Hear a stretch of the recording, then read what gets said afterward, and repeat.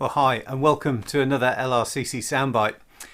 Whenever anybody wants to change things about this world or the society that we live in, they generally come up with something to say about it. Two people at opposite ends of the age scale have a lot to say about this world at the moment.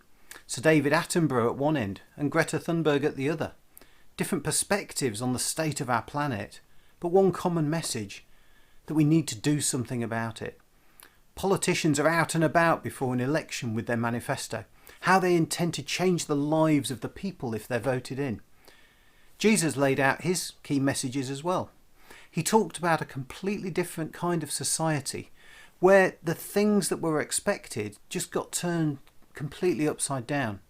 He based his message on how God really wanted the world to turn out. At one point he gave 9 statements on it. Number 1, God blesses people who depend only on God. It's quite simple really, just trust the Creator rather than trying to do everything yourself. Number 2 was God blesses those people who grieve. You know, when you feel that you've lost the things that are the most dear to you, that's the moment that you can be embraced by the most important love of all. Now, grief is hard, don't get me wrong, but I've found that it's when I'm in the hardest places that God is closest to me.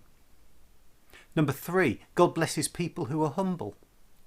When you're content with who you are and what you've got, no more, no less, that's the time that you can be completely content. Remember the first one, that if we trust God in everything, then we begin to understand that we don't need anything that God hasn't provided for us. Number 4, God blesses people who want to follow his message, his directions, more than anything else. An earlier part of the Bible has these words in it. Humans don't live on bread alone, but on every word that comes from the mouth of God. Following God means that we will have everything we need. It doesn't necessarily mean we have an easy life. There are still struggles in this world, and there always will be. But when you really need someone or something, you can trust that God will be there to provide. Number 5, God blesses people who are merciful. God blesses people who care. When the time comes and you're all out of caring, then you'll be well cared for. I guess our society recognises this one as treat others in the way that you would like to be treated, or even what goes around comes around. When God is part of the equation, I know things will be okay.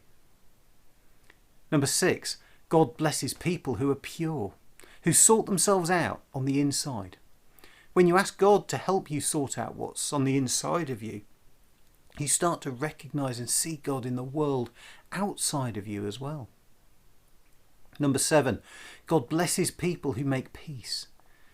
Show people how to cooperate with each other instead of fight with each other. When you do that, you start to find out so much more about yourself, about who you really are, and you start to see where you fit into God's family.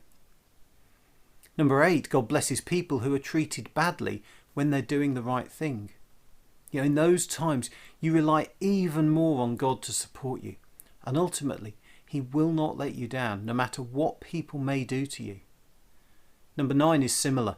God blesses people who are insulted, mistreated, or the subject of lies because of their faith in God. It's happened since the beginning of time. Maybe it just means that the truth about those people who do it is just a little too close for their comfort. Jesus went on to say that people who live like these statements are like a light, even a small candle.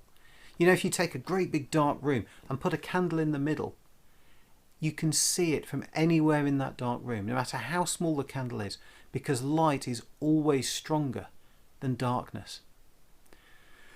Well, that was a bit deep this week.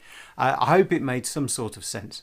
If you'd like me to try and explain it a bit better, do pop round to see us on Lindbergh Road one Sunday afternoon. Or you can email me or contact us through the website. We've got free Bibles available for anyone on our estate, and plenty of coffee and cake available if you're around on a Sunday afternoon. God bless you. I'll see you next time.